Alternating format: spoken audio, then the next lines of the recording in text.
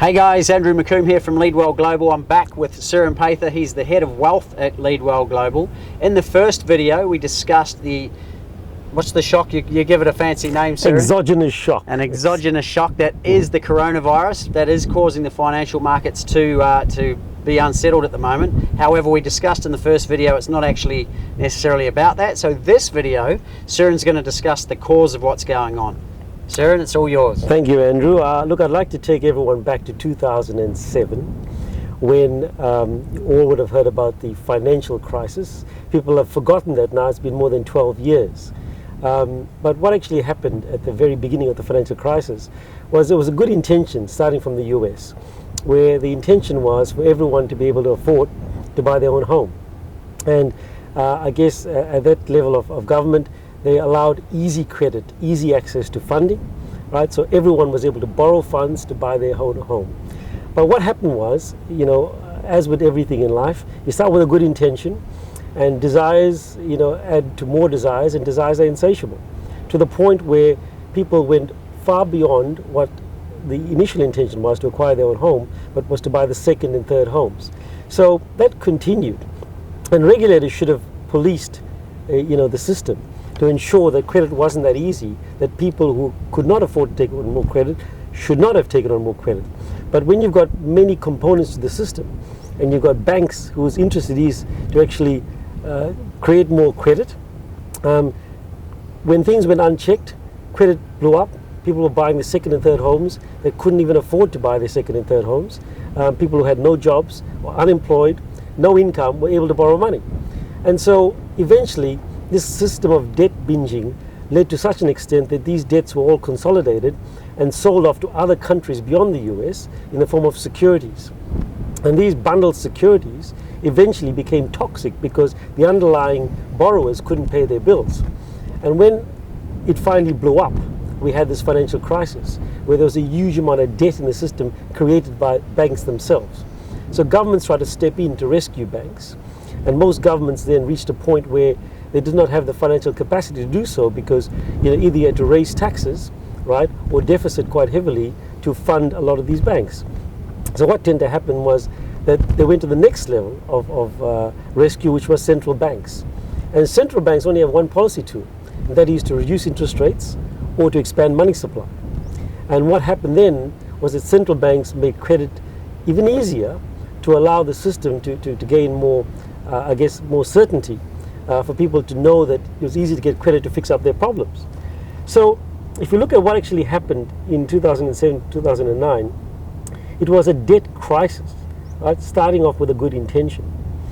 And if you now turn pages to today, that problem of debt was never resolved because the way they saved the world was through more debt. In fact, total debt is increased by more than $2 quadrillion.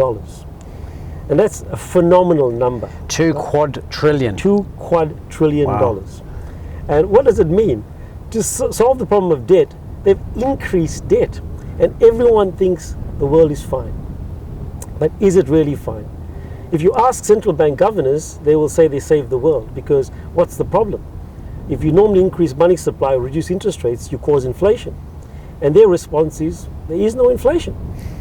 And normally, if you have no inflation, you tend to get the economies overheating, and then eventually, unemployment will increase. That's the pressure valve. But in this case, they would argue that there's full employment.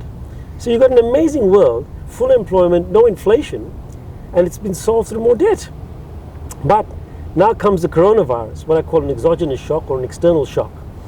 And that external shock may start as just in terms of the physical economy. But my concerns are, when it feeds into the financial economy, how much more ammunition is left with central banks? And therein lies my biggest fear. Because at the end of the day, the way to resolve this now is what? We're talking about zero interest rates. And when you've got zero interest rates, it means the time value of money is nothing. And when you've got zero interest rates, you need to understand how the mechanism works in terms of how money is fed through the system. So central banks reduce rates to zero.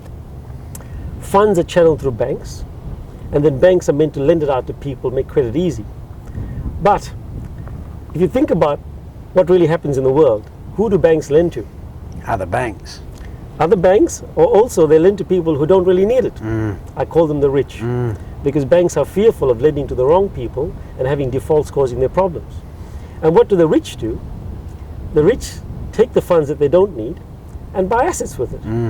And it's no magic formula to see why stock markets have gone up so incredibly high since 2009, right? Because by the sheer weight of money, prices have increased because of all the spending on it. In fact, just to sidetrack for a moment, a lot of the easy money flowing to banks or companies, right, are basically spent on rebuying their own stocks, or in fact even borrowing to pay their own dividends, and making these companies look attractive to the mere mortals. That pushes price up even further. So stock markets have gone up incredibly, but incomes have not increased.